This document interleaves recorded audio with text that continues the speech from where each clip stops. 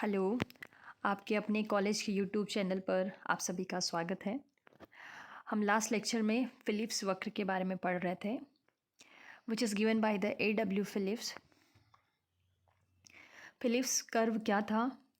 ये बेरोजगारी की दर और मुद्रास्फीति की दर के बीच में एक विपरीत संबंध को बताने वाला कर्व है, जिसके बारे में फिलिप्स ने बताया कि फिलिप्स कर्व क्या है?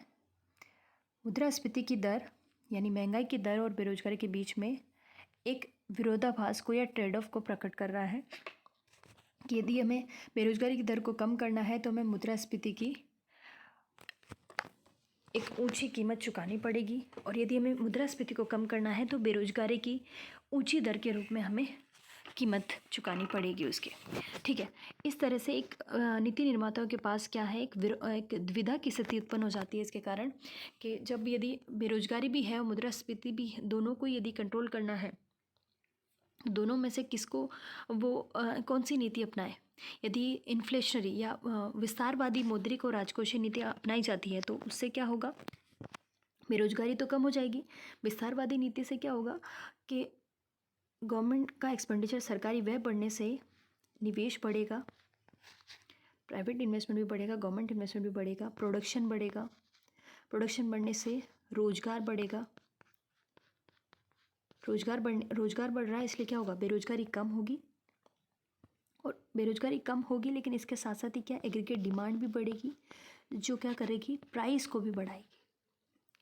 तो एक तरफ बेरोजगारी को कम करने के लिए विस्तारवादी राजकोषीय और मौद्रिक नीति की आवश्यकता है, वहीं महंगाई को नियंत्रित करने के लिए या मुद्रास्फीति को नियंत्रित करने के लिए एक टाइट मॉनेटरी पॉलिसी या कठोर मौद्रिक और राजकोषीय नीति की ज़रूरत है, जिसमें क्या हो कि सरकार अपना व्यय कम करे, टैक्स बढ़ाए, इसी तरह मौद्रिक नीति के माध्यम से जो ब्याज की दर है उसको बढ़ाए, मुद्रा की सप्लाई को कम करे। तो ऐसी स्थिति में क्या होगा, मुद्रास्फीति तो कम हो जाएगी, मतलब महंगाई तो कम हो जाएगी क्योंकि लोगों के हाथ में क्रय शक्ति कम हो जाएगी। लेकिन क्या होगा, इससे बेरोजगारी की दर बढ़ जाएगी क्योंकि धीरे धीरे इससे मुद्रा की पूर्ति कम होने से ब्याज की दर बढ़ेगी, ब्याज की दर बढ़ने से क्या, इन्वेस्टमेंट कम होगा, प्रोडक्शन कम होगा, और जो पहले से लगे हुए लोगों को उनको भी रोजगार से निकाल दिया जाएगा, तो ये बेरोजगारी को बढ़ाएगा। ठीक है, तो इस तरह से यदि दोनों में से किसे चूज़ करना है, ये नीति निर्माताओं के लिए एक दुविधा की स्थिति हो जाती है।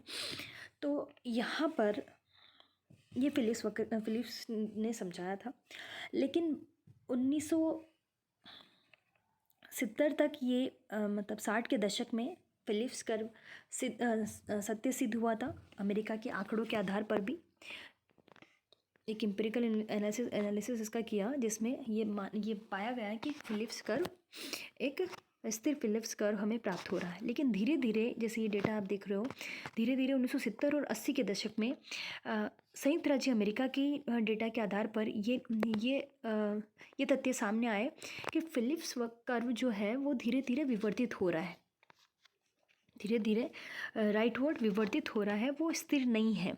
और ऐसा क्या कारण है, फिर धीरे आगे तो अर्थशास्त्रियों ने ये भी बोला कि यहाँ पे कोई ट्रेड ऑफ भी नहीं है, जो मुद्रास्फीति है और बेरोजगारी में कोई ट्रेड ऑफ भी नहीं है, क्योंकि ऐसे बहुत से ईयर देखे गए हैं जहाँ पर मुद्रास्फीति भी बहुत ज़्यादा है और बेरोजगारी की दर भी बहुत ज़्यादा है। तो इस आधार पर इन्होंने इस सिचुएशन को फिलिप्स वक्र का विध्वंस नाम दिया। कुछ अर्थशास्त्रियों ने इसे फिलिप्स वक्र का विवर्तन कहा। तो इसकी हम बात कर रहे हैं यहाँ पर 60 के दशक में, तो फिलिप्स कर्व हमें ये दिख रहा है, लेकिन धीरे धीरे इस डायग्राम में देख रहे हैं कि धीरे धीरे ये क्या था, अमेरिका की ये डेटा है, ये विवर्तित होता गया, धीरे धीरे राइटवर्ड विवर्तित हो गया। और 80 के दशक में फिर वापस हमें एक लेफ्टवर्ड इसका विवर्तन हमें दिख रहा है। अब इसके क्या कारण रहे हैं वो हम इसमें देखेंगे कि ऐसे कौन से कारण थे जिसके कारण ये फिलिप्स कर्व विवर्तित हुआ। इसके दो कारण माने गए हैं, दो व्याख्याएं हैं इसकी अलग अलग। पहली व्याख्या केनेजियन इकोनॉमिस्ट के द्वारा है। केन्सवादियों के अनुसार उन्होंने बताया कि 1970 और 80 के दशक में क्या था, बेरोजगारी की दर में वृद्धि के साथ मुद्रास्फीति की भी दर सर्वप्रथम किसके कारण हुई, 1973-74 और 1979 और 80 में अमेरिकी अर्थव्यवस्था को दिए जाने वाले तेल और पेट्रोलियम पदार्थों की कीमतों में 4 गुनी वृद्धि से उत्पन्न पूर्ति संकट के कारण थी। पहला जो रीज़न इन्होंने बताया वो क्या था कि 1970 और 80 के दशक में फिलिप्स कर्व हमें देखने को नहीं मिलता, ठीक है, या मुद्रास्फीति में और बेरोजगारी में जो इन्वर्स रिलेशन है वो देखने को नहीं मिला संयुक्त राज्य अमेरिका में। इसका रीज़न ढूंढा गया तो ये पाया गया कि 70 और 80 के दशक में क्या था कि ओपेक कंट्रीज़ जो थी, organisation of petroleum exporting countries, जो तेल निर्यातक देश हैं, उन्होंने क्या किया था, तेल की कीमतों में वृद्धि कर दी थी। तेल की कीमतों में वृद्धि के कारण क्या हुआ, एग्रीगेट सप्लाई कर्व, जो कि एक लागत को भी सूचित कर रहा है, तो इन तेल की कीमतों बढ़ने के कारण यातायात लागतें भी बढ़ गई। तो इस तरह से टोटल कॉस्ट इनकी बढ़ गई और मार्जिनल कॉस्ट बढ़ गई। जो सीमांत लागत के बढ़ने के कारण ये एग्रीगेट जो सप्लाई कर्व था वो शिफ्ट हो गया लेफ्टवर्ड, अपवर्ड शिफ्ट हो गया, जो क्या बता रहा है कि पहले की तुलना में जो उत्पादन की लागत है वो बढ़ गई due to increase in the oil prices, ठीक है। इसके कारण क्या हुआ, लागत बढ़ने से, उत्पादन की लागत बढ़ने से एक तो क्या हुआ, प्राइसेस में वृद्धि हुई और दूसरी तरफ उत्पादन कम हुआ, उत्पादन रिड्यूस होगा, जो एग्रीगेट आउटपुट कम होकर कितना y0 से y1 हो गया। तो एक तरफ तो कीमतें बढ़ गई तेल की कीमत बढ़ने से, दूसरी तरफ लागत बढ़ रही थी, इसलिए क्या हुआ, उत्पादन भी कम हो गया।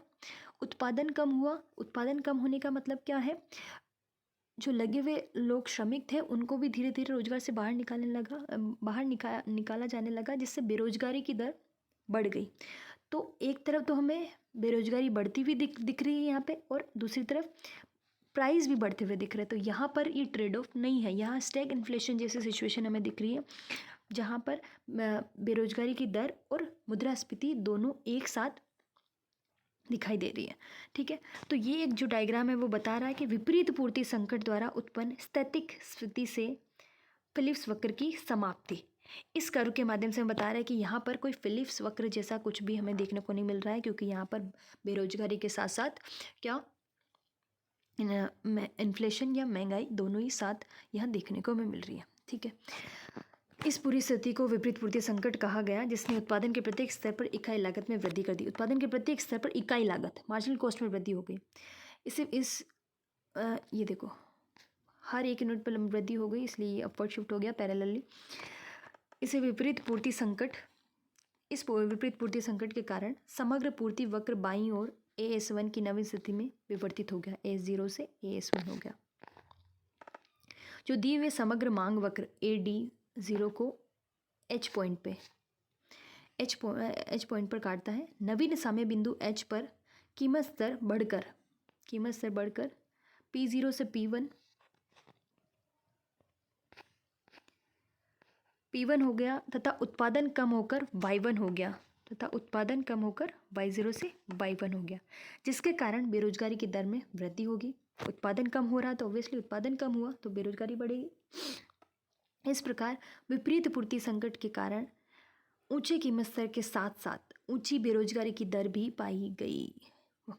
ये कीमत स्तर में वृद्धि के साथ बेरोजगारी दर में वृद्धि की व्याख्या करता है, जो घटना USA जैसे विकसित पूंजीवादी देशों में 1970 के दशक और 1980 के दशक में प्रारंभ में दिखाई पड़ी थी। यहाँ पर ये बात है कि इस स्थिति का अर्थ कुछ ये जो पूरी सिचुएशन थी, इसको ही कुछ अर्थशास्त्रियों ने फिलिप्स वक्र का विवर्तन कहा और कुछ ने फिलिप्स वक्र का विध्वंस कहा।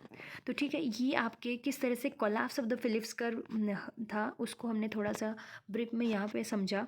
अब आगे वाले अर्थशास्त्रियों ने सिर्फ यही नहीं रुके, उन्होंने बोला कि न केवल विरोधाभास या ये इन दोनों में कोई विरोधाभास भी नहीं है कोई ट्रेड ऑफ नहीं है। उन्होंने ये बोला कि जो लॉन्ग रन फिलिप्स कर्व है वो सिर्फ वर्टिकल लंबवत रूप में हमें एक मिलता है लॉन्ग रन फिलिप्स कर्व, ऐसा कोई भी रिलेशन ट्रेड ऑफ जैसा नहीं मिलता है।